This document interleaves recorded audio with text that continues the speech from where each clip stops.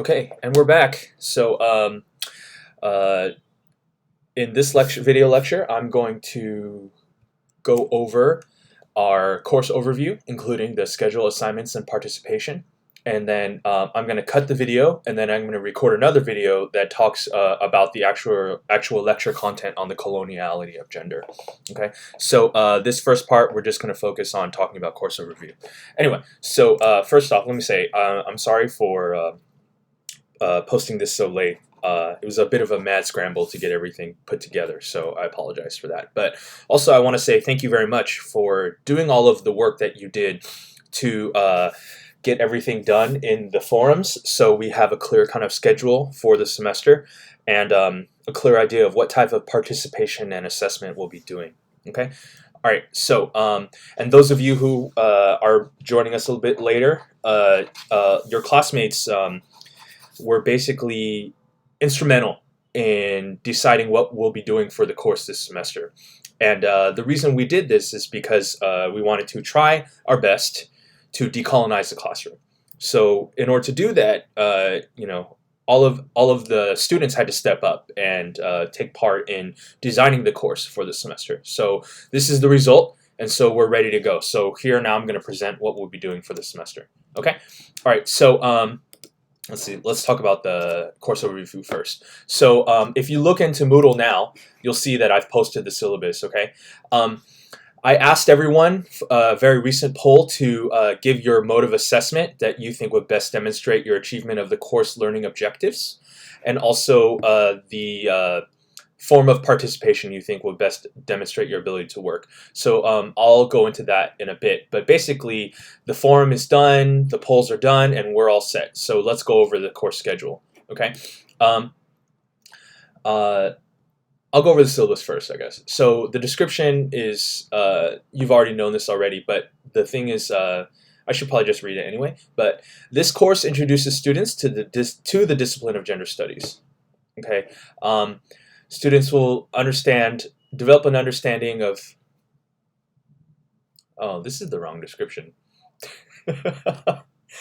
Okay, all right, I'm gonna correct that, okay, but right now, sorry, I'm just kind of doing everything now in order to fit everything new stuff in, so the course description is actually accurate on Moodle, okay, so the Moodle is always going to be the kind of main go-to, okay? So I recommend that you always double-check everything on Moodle. Syllabus is basically for like admin, so that they have a sort of view of what we've been doing in the course. But when I say admin, I mean like administration and what's it called, external examiner. But my way of communicating with you and the way we'll be doing everything is through Moodle, okay? So anyway, the course description is, this course aims to decenter European and North American knowledge about gender and introduce a new Asia-centered approach to studying gender, sex, and sexuality. Okay, so it does need to be Asia-centered, you'll see how that kind of works in through the course, okay? But our theory still does not necessarily come from Asia, okay? And that may be an issue when it comes to even the notion of decolonizing itself, and something that we talked about in the first lecture, where a lot of what might be considered to be Asian theory still is done or produced by people who would be considered, for all intents and purposes, settler colonials. So even this idea of decolonizing gender, with theory that's produced by settler colonials, can that really be a decolonizing move? So that's something we've talked about already in the forums. It's something we've already discussed in lecture. Okay, all right. So that went into the way that we kind of developed the course as well. So this course will introduce students to theoretical models that challenge the historical privilege of whiteness and the West in gender studies, including Orientalism, the subaltern school, and intersectionality. Students will also look at gender theories from colonized, post-colonial, or non-Western places, such as China, Japan, South Korea, and India. Drawing transnationally from gender theory, the course will propose new models for talking about gender, sex, and sexuality in Hong Kong, China, and Asia. Okay, so notice that it's done in this order, okay? So already there's a sort of emphasis on Hong Kong, and then expanding to China, and then expanding to Asia. So I kind of, when it comes to our case studies, I made sure that there was an emphasis on Hong Kong, and I'll show you that in the schedule. This is just a note. Those of you who have not, who are enrolled through Moodle, make sure that you're also enrolled directly through SIS. Okay, so it's not just enough to be enrolled in through Moodle. By the 4 p.m. on the 21st, so meaning on Friday, is that Friday? Yeah, Friday at 4 p.m. you need to be enrolled through SIS as well. Okay, all right. So back to the course. I will change the course description and put up the new syllabus. Okay, all right. So yeah, classes are still canceled. So if we actually have live classes in April 2nd, then we'll be meeting in CPD 3.26, right? 3.16, okay? All right. All right, so these are the program learning outcomes. So gender studies is a program. We expect all the students to kind of achieve these outcomes. Specifically for this course, you're supposed to acquire skills in gender analysis, writing skills, and expressing yourself orally, okay, and teamwork skills. So I think that the teamwork skills are really being developed in the forum. You're all learning to write together. Unfortunately, when it comes to expressing yourself orally, we can't really do that with these video lectures. So we are going to have to do some sort of oral stuff, like oral participation, but I'll explain how we're going to do that in the course, okay? So our assessment then is 30% participation. So through the polls, there's already, it's very clear that most of you would like to continue doing what we're doing through the forums. Okay, any kind of last minute votes won't change the result. As you can see, it's already 5 to 2 to 1. I don't know why they have a 0.5 here, but so that means that even if you have 2 more votes, it won't change the result. So I've decided to just kind of stick with that. So if you like to have all your participation happen through writing in the forums, that's perfectly fine. Okay, but you do need to do all the course activities in Moodle, right? So that means if there's polls, if there's any sort of voting or kind of thing that happens through Moodle, and also in Moodle, I have this kind of thing where I can check to make sure that you're doing all the activities. So make sure to do that, okay? And that's your participation. And then for the midterm, you're going to have... Actually, I was going to do the schedule first, okay?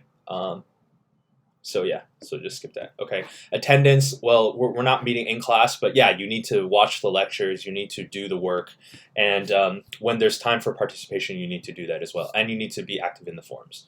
Okay, the texts are all on Moodle now. The readings you need to do on your own, okay, and you do need to reflect on them and talk about them in the forums, okay.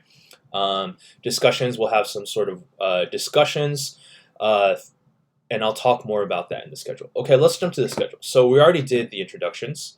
We already did the decolonizing classroom lecture. Okay, and right now this is supposed to be the coloniality and gender lecture, but it's running late, and I'm sorry about that. Okay, so we have no class technically on February 20th and February 27th. Okay, this was supposed to be the time where you can figure out whether or not you're going to add or drop the course. Yeah, anyway, so. But what we are going to do is next week on February 27th, we have an optional guest lecture. Okay, so this is not mandatory, but I would really appreciate it if you could make it. So what I'll do is I will put up a invitation for Zoom, and then you all just kind of click through on that, and you need to have installed Zoom already, which you can download through Moodle. I'll send out some detailed instructions later, and we're gonna talk with Dr. Nazir Barawi on Zoom. And he is a decolonial scholar based in Singapore. And I want you to read his essay, Rindu Rustics, Singapore Nostalgias and Modern Malay Prose. Okay? And we'll be talking about this notion of decolonizing the mind, with reference to Chen Guangxing's Decolonization, a Geocolonial Historical Materialism. So basically, a lot of what we're kind of, I would say the reference point and the inspiration for this course is probably Chen Guangxing's work on decolonization, which stands in stark contrast to what we read in week 1 for the Tuck and Yang reading. Okay, so Dr. Barawi and I will then, and I'd like you to participate as well, we'll discuss this kind of issue of decolonization. Is decolonization only a metaphor, or can it function, sorry, is decolonization really not a metaphor, or can it still function as a metaphor? Okay, and then we're going to talk about it with regards to language. Okay, so you can see this as a sort of follow-up discussion of what we talked about in the first class. Okay, all right. So then on March 5th, we'll be talking about gender, and we'll be discussing gender and nationalism and the role that gender plays in nationalist movements. So I'm talking about nationalism here in relation to independence movements that happened after after kind of decolonization movements began, especially after World War II. So you'll be reading some important work done by Nir Yuval Davis on gender and nation and the relationship between gender and nation. Okay, and then you'll also be reading Anne McClintock's work, Family Feuds, Gender, Nationalism, and the Family. And then I've got some reference readings. Okay, so these reference readings, I've kind of put them throughout, and you don't need to read them, but I recommend skimming them and using them for your assignments as a kind of reference or research material, especially for those of you who want to do specific assignments that are focused on specific histories. Okay, so if you want to focus on talking about Islam and Malaysia, then this would be the reference that you would want to read. Okay, if you want to talk about Singapore, etc. So these references are for your benefit. I'm gonna reference them in the lectures as well, just to kind of talk about it. But these are these ways that you can follow up. All right. So a lot of times the readings will be the theory, and the reference will be kind of the evidence and the kind of backup. Okay. All right. So March 12th, no class. Okay. So it's a reading week, but on the following week, March 20th, your midterm assignment is due. So I recommend that you use that time to write. Okay. On March 19th, we'll be talking about the critiques of Western feminism. Okay. So again, all of the topics that we're covering basically were that the students nominated them. So I kind of tried to incorporate everything that I could. If there's anything missing, let me know in the forums and we'll talk about it. Okay. So on March 19th, then. So the midterm assignment on March 20th, you can write about anything that we've covered in the first, 4 weeks, okay? 6 weeks. So you can also talk about the critiques of Western feminism as well, all right? Notice that it's due on Moodle at 12 p.m. on Friday, okay? So that means that I will have the video lecture up and the discussion forum up by Thursday, but I also know that you might not get to it because you're working on your midterm assignment. That's okay, especially because we're not meeting physically, but make sure you get it done. Okay? All right. So the critiques of Western feminism are really important and are the sort of, you could say the sort of theoretical work that we'll be building upon to move forward into the next part. So starting week 7, we're going to try to get into the more nitty-gritty historical stuff. Of things that actually happened. Maybe we'll still be talking about theory, but less theory and more kind of important historical moments, all right? So specific movements, specific contexts, all right? So on March 26th, then, we're going to start talking about different women's movements in Asia, all right? So we'll be reading from one big book called Women in Asia, Tradition, Modernity, and Globalization by Louise Edwards, who used to teach at HKU, a really incredible scholar. And what I want you to do is I want you to read, at the least you must read Chapter 1, Contesting Gender Narratives, and Chapter 9, Breaking the Patriarchal Paradigm of Chinese Women in Hong Kong. Actually, I realize that this might be kind of small and not in the center of your screen, so let me make this big. Okay? All right. So you need to read those 2 chapters, and then you need to read at least one additional chapter of your choosing. Okay? And so these chapters are broken down. Here, let me open it. These chapters are broken down based on region or country. Okay, so what is it? Women in Asia, right? Okay. So if you look at it, here let's go to the table of contents. you can pick what you want to read about. Okay, so I ask that you read this first chapter. Okay, that kind of explains the way that it's that the book is organized and the kind of argument, and I want you to read the part about Hong Kong. Okay, and then you need to read at least one section. Okay, one chapter from any of these others. So there's ones on the Philippines, ones on India, one's on PRC, People's Republic of China, Singapore, Malaysia, Korea. I'm guessing that this is South Korea. Okay, Japan and Taiwan, and Thailand, Burma, Vietnam. Okay, so you need to do at least one of them. Ideally, okay, we will all read different ones and talk about them. Okay, so you can do that in the forums, or maybe you can write something up. But basically, there's no way that we can all cover. Each one of us will be able to read every single chapter. So what generally people do in graduate school seminars is everyone will read a chapter and explain it to everyone else. So what I would like for you to do that week is in the forums, or in or you want to record something, or if you want to do it in discussion, I want you to kind of summarize and explain that additional chapter that you read. Okay, and so that and summarize it for your classmates so that they can understand, these kind of key differences, so that we understand that women's movements are different in every place.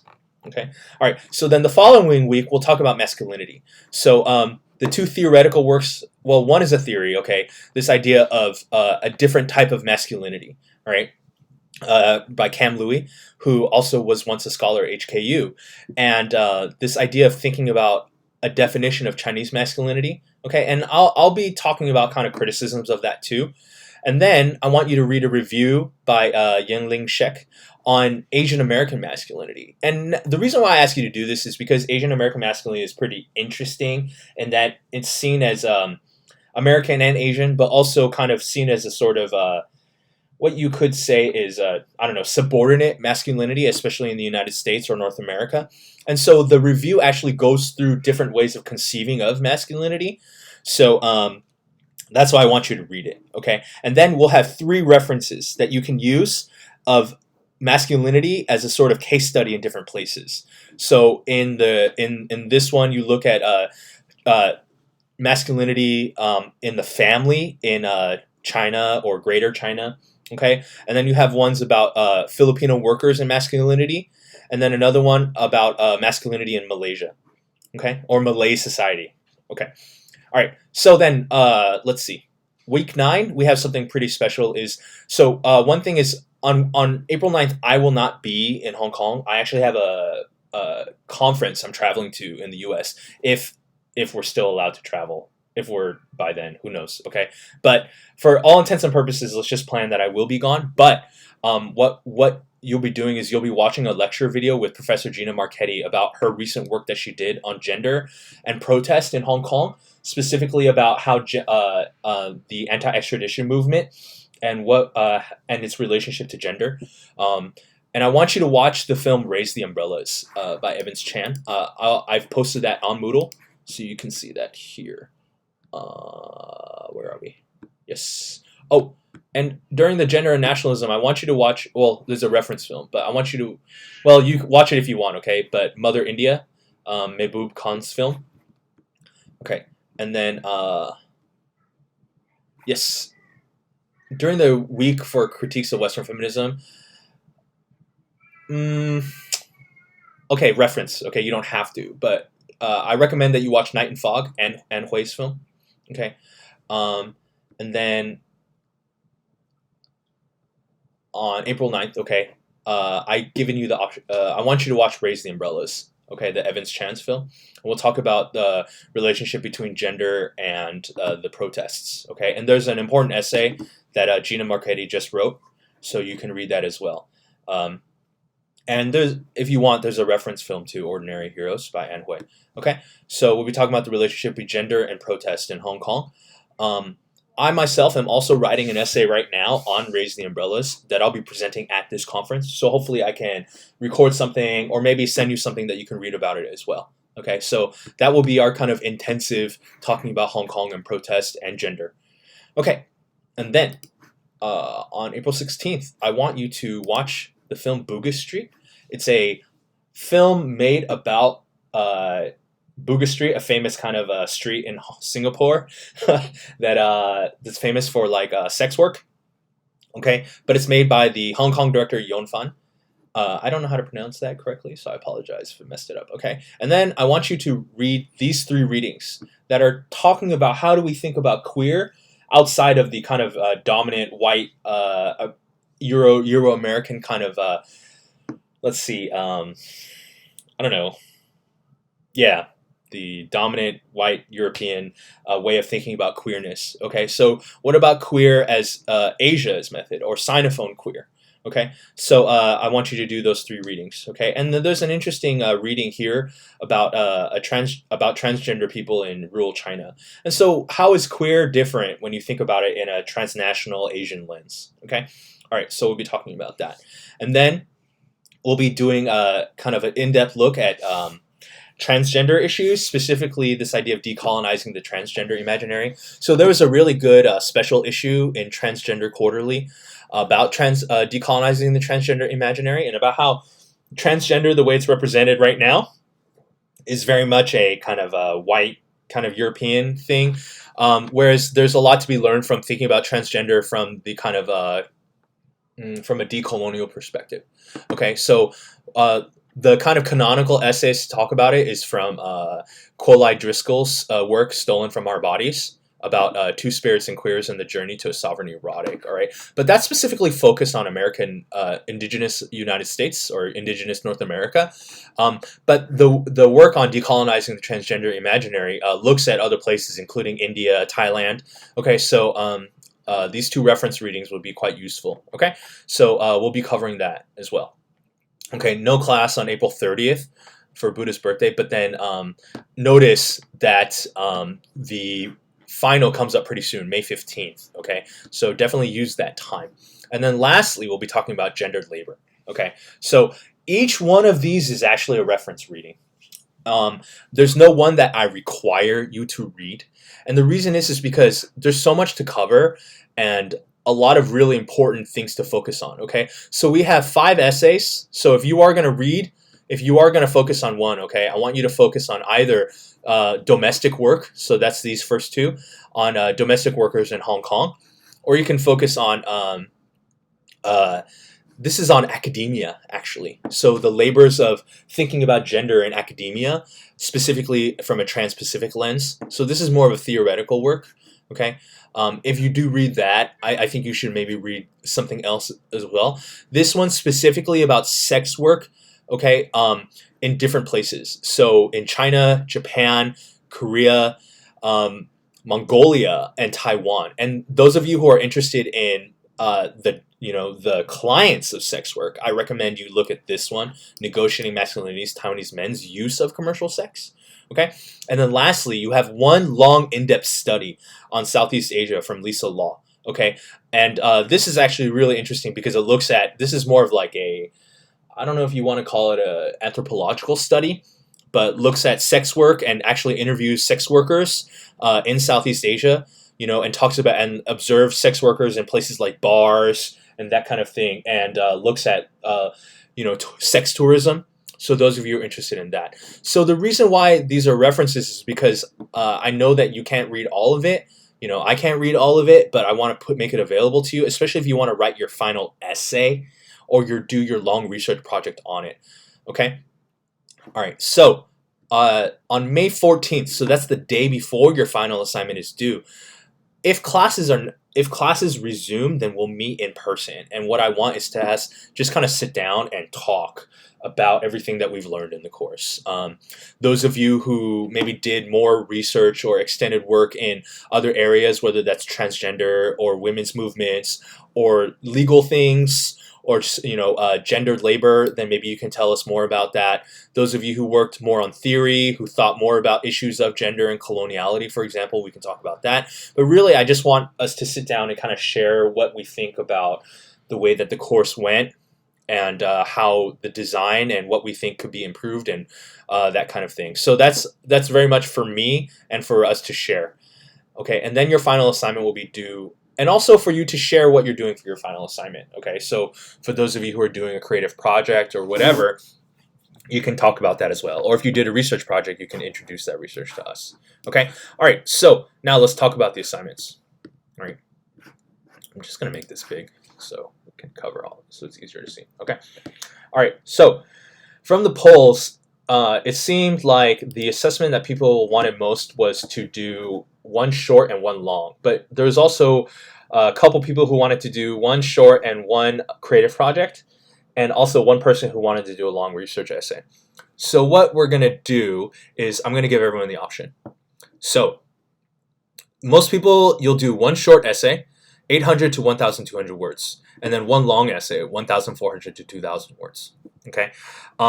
So the short essay, you can do either, your short essay can take the form of a kind of a textual analysis, usual in like the humanities, where you analyze a film, a story, a book, a play, a poem, or something like that. Okay, and you do a textual analysis informed by the lessons that you've learned in the course so far. You can do a book, film, or cultural review. So if you want to kind of write up a piece of cultural criticism, for example, like let's say you go to the movies and you watch, I don't know, Frozen 2, and then you talk about it with relation to decolonizing gender. That's fine, okay? Or you can do kind of like a research paper, or you can do like a historical, social, theoretical, cultural analysis, okay? So let's say you disagree with Lugones, for example. You can sort of write an essay about that, okay? So 800 to 1,200 words. You need to have an argument. Whatever you do, you must have an argument and you must back it up. Okay, so you still need to write it like an essay. All right. For the long essay, you can do a textual analysis, but it needs to be on multiple texts. So you can't just write about one film or one book or one story. You need to write about multiple. Okay, or you can do a research paper, but no more cultural criticism or reviews. Okay, it needs to be kind of longer. Okay.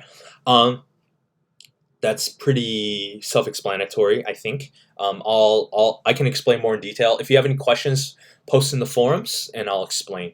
Okay, the long research essay. So the long research essay, what you're going to do is you're going to break it up into two. So during the midterm, so you need to decide your topic right from the get-go. So if you're doing a long research essay, let me know ASAP. And what I want you to do is I want you to, for the midterm, to write your literature review. Those of you who don't know what a literature review is, I'll post the videos that I'm doing because I'm doing another course on research, so you can see what a literature review is. But it's important that you do it so that it's very clear why the research that you're going to do is necessary. Okay, so your midterm will be the literature review, which usually takes up the first quarter to third of any big research project. And then you'll submit that for your midterm, and then for your final, you'll submit the whole research project. So that includes a revised version of the midterm after I give you feedback, and then also the research part component as well. And you'll submit that for the final. Okay. So those of you who choose to do a creative project for your final, that's fine. The creative project must engage or be informed by the lessons learned in the course. And then you need to have a individual reflection that describes or analyzes the work that you did for the creative project, and needs to be at least 800 words or longer. Okay? All right, so those are your options for the midterm and the final. All right? Some kind of notes about the way that the midterm and the final must be submitted. I want you to submit it as a Word document file. So that means like .doc or .docx, okay?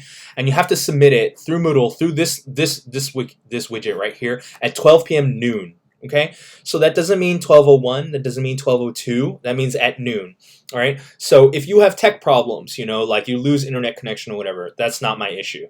Okay, so I recommend that you you put something in, you upload something like the night before, and then you wake up in the morning so that at least it's already submitted, and then you can do any additional revisions. Okay, and then make sure that you have something submitted.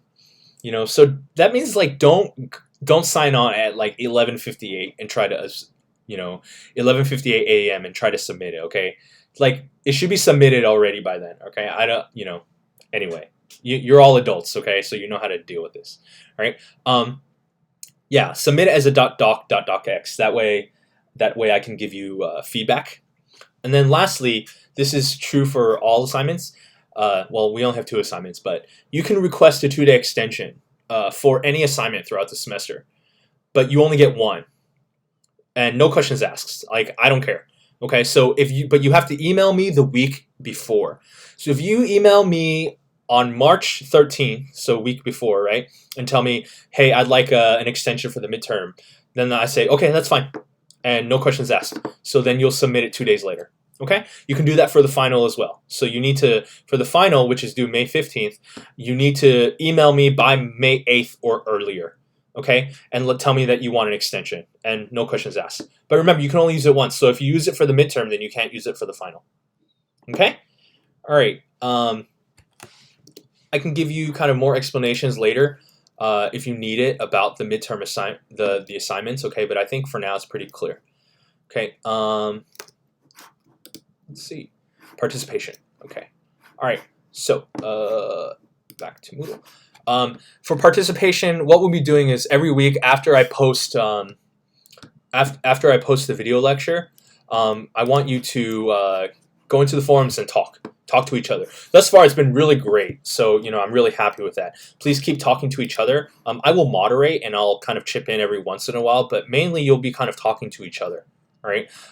Sometimes I'll post questions, but in general, I think you shouldn't need me to post questions in order to start the conversation. Okay, that's what I sort of expect of you. All right. So after this week's, well, I've already posted a discussion forum on coloniality and gender, but then after I post the video lecture, which I'm going to record after this one, I expect you to go in there and kind of talk more. All right. So I must say that posting in forums was the dominant answer that people want. So that's what we're going to do. However, when we meet with Dr. Nazri Barawi, we'll be talking on Zoom. So those of you who talk there, I'll give you credit for that. And then we won't have any of these kind of get-togethers except on the last day. Okay. So, but I mean, if you've been participating in the forums the whole time, it's okay if you talk less, during these Zoom conferences. Okay, and if you talk a lot in the Zoom conferences, it's okay if you write less in the forums. Okay, but just keep in mind, I'm going to be looking at everything. Okay, and making my decision, my assessment of your level of participation. Also, it's like you also need to do the things that are on Moodle, right? So if you don't participate, if you don't vote in the polls, if you don't do the readings and that kind of thing, right? So Moodle allows me to see if you've actually opened a file and that kind of thing, which is weird and kind of surveillance-y, but I need to gauge, right? So I apologize for that. Okay, let's see. Yeah, and that's how we'll be gauging everything, okay? And on the last day, yeah, we're going to talk, okay? So, I expect you to be ready to talk and, give feedback about the course and what we think how it went, okay? All right, so that is it for our discussion of the syllabus and the course outline, assignments, participation. Okay. Oh yeah, admin. So next week we are going to do that Zoom conference. So if you can, please do sign on and do the readings. Okay. It's also an opportunity to really ask questions from a specialist on decolonization. I mean, I am, right, like I said before in the previous lecture, I am a settler colonial, right? So, my viewpoint on things is definitely going to be biased from that perspective. I'm also an American. I'm also a native English speaker, so this is an opportunity to talk with someone who specializes, whose kind of life work is working on decolonization, specifically in the academic and literary scene. So we're really lucky to have him. So please be prepared to have questions for him. Okay. All right. So stay tuned. I'm now going to record the coloniality of gender lecture. So I'm going to post this first, and you can watch that. Okay. All right. I'll talk to you soon, and I'll see you in the forums.